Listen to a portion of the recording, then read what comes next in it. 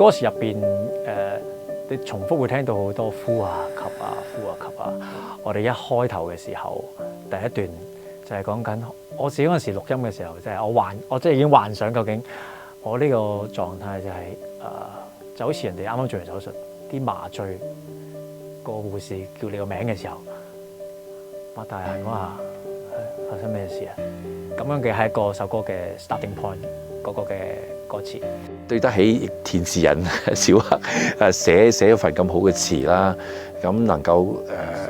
用呼吸嗰樣嘢嚟探討人生啊一啲嘢，咁我覺得安仔係佢個 performance 上面，你好 feel 到嗰個起承轉合，佢係完全 get 到呢首歌係講乜嘢嘅。唱呢首歌嘅時候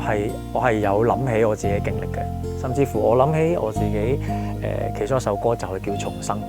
嗰陣時我自己經歷緊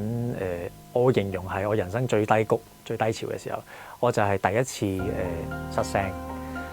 跟住就好似喺度漂浮緊，喺度要揾翻去聽翻個聲，去揾翻嗰個方向出嚟嗰種嗰個感覺啊！咁所以係啦，即係喺自己經歷裏面都係幫我揾到呢啲音符咯。生呢一首歌嗰陣時寫係叫做好似俾翻啲鼓勵自己鼓勵自己。OK， 依家係好難過啦，但係幾難過都好啦，我哋都要有對未來係有希望喺度嘅。咁所以就唱呢首歌，睇到呢份歌詞嘅時候，我會諗翻起呢個經歷，同埋諗翻起我寫呢首歌嘅感覺。俾導演嘅時候咧，我寫咗一個暫時嘅歌名叫 Listen， 係叫聽嚇。咁即係我覺得係呢個戲俾我感覺就係話，好多時候我哋喺生死關頭嘅時候係就係聽唔到呢個心跳嚇，冇咗呢個呼吸，咁去揾翻呢樣嘢咯。咁後來歌詞出到嚟咧，咁啊呼吸係一個大嘅主題。咁我覺得同話聽翻個心跳呢樣嘢係都係關聯得上嘅咯。好想做到嘅就係話，因為我覺得好難得香港嘅電影亦都會有啲探討人生嘅咁嘅故仔。咁我覺得如果有首主題曲，咁都希望能夠話可能用啲特別啲嘅 angle 啊，或者音樂嘅風格啊，可以特別少少咧。咁啊，亦都幫到戲咧，亦都可以增加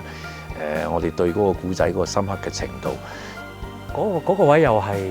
好感動，令到古天樂男主角有一個好似釋懷